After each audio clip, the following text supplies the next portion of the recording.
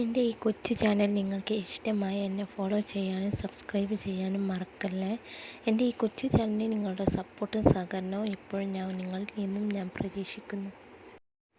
Big boss Malayalam season 6 മത്സരാർത്ഥികളെല്ലാം തന്നെ നല്ല കഴിവുള്ളവരാണെന്ന് ഷിയാസ് കരീം.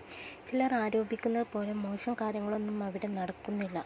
ഒരു പെൺകുട്ടിയും ആൺകുട്ടിയും കെട്ടിപ്പിടിക്കുന്നതും ഉമ്മ കൊടുക്കുന്നതും ഒക്കെ തെറ്റാണോ എന്ന് ചോദിക്കുന്ന ഷിയാസ്, ചില കാര്യങ്ങളോട് ഞാൻ യോജിക്കില്ലെന്നും ഷിയാസ് പറയുന്നു. മത്സരാർത്ഥികൾ എല്ലാവരും തന്നെ വ്യത്യസ്തരാണ്. ചിലരെയൊക്കെ നമുക്ക് ഇഷ്ടപ്പെടാറില്ല എന്ന് വെച്ച് അവരുടെ മത്സരം മോശമെന്നോ വൃത്തികെട്ട ഷോ എന്നൊന്നും പറയാനാവില്ല. നന്നായി തന്നെയാണ് ഷോ മുന്നോട്ട് പോകുന്നത്. അത്യാവശ്യം TRP ഉണ്ട്. ഒരു മത്സരാർത്ഥി എന്ന നിലയിൽ അൻസിബ മികച്ചു നിൽക്കുമെന്ന് തോന്നിയിട്ടുണ്ട്. ജിൻഡോയ്ക്കെതിരെ പല ആരോപണങ്ങളും ഉണ്ടെങ്കിലും അദ്ദേഹം അങ്ങനെയാണെന്ന് എനിക്ക് തോന്നിയിട്ടില്ല. പിന്നെ ഈ ലോകത്ത് എല്ലാവർക്കും നല്ലതും ചീത്തയുമായ വശമുണ്ട്. ജാസ്മിൻ ഇപ്പോൾ അത്യാവശ്യം ഗെയിം കളിക്കുന്നതായിട്ട് തോന്നുന്നുണ്ട്.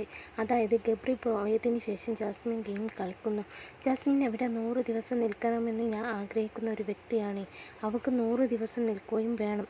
അല്ലാതെ വേറെ മാർഗമില്ല. അതുകൊണ്ടായിരിക്കാം ഗെയിം മാറ്റിപ്പിടിച്ചതെന്നും ഷിയാസ് പറയുന്നു. ഗബ്രി പുറത്താകാൻ കാരണം ജാസ്മിൻ ആണെന്ന് വിശ്വസിക്കുന്ന ആൾ കൂടിയാണ് ഞാൻ. ഗബ്രിക്ക് കളിക്കാൻ പറ്റുന്നുണ്ടായിരുന്നില്ല. ജാസ്മിനും ഗബ്രിയും മാത്രം ഇരുന്നെടുത്ത സ്പേസ് ഇരുവരും കംഫർട്ട് സോണാക്കി മാറ്റിയെടുത്തു. ആ ഒരു ഷെല്ലിനുള്ളിൽ അവർ ഒതുങ്ങുകയും ചെയ്തു.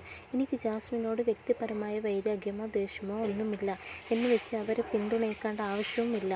അവിടെയുള്ള എല്ലാവരുടെയും കാര്യത്തിൽ അങ്ങനെ. ബെഡ്റൂമിൽ കാണിക്കേണ്ടതൊന്നും അവർ അവിടെ കാണിച്ചിട്ടില്ല. അവരുടെ ഫീലിങ്സ് എന്താണെന്ന് എനിക്കറിയില്ല. അത് അവരോട് ചോദിച്ചാലേ അറിയൂ. പിന്നെ അവിടെ ക്യാമറയുണ്ടെന്ന ചെറിയ പേടി അവർക്കുണ്ട്. ഗബ്രി തന്നെ പറയുന്നുണ്ടല്ലോ, ജാസ്മിനെ എനിക്ക് കല്യാണം കഴിക്കാൻ സാധിക്കില്ലെന്ന്.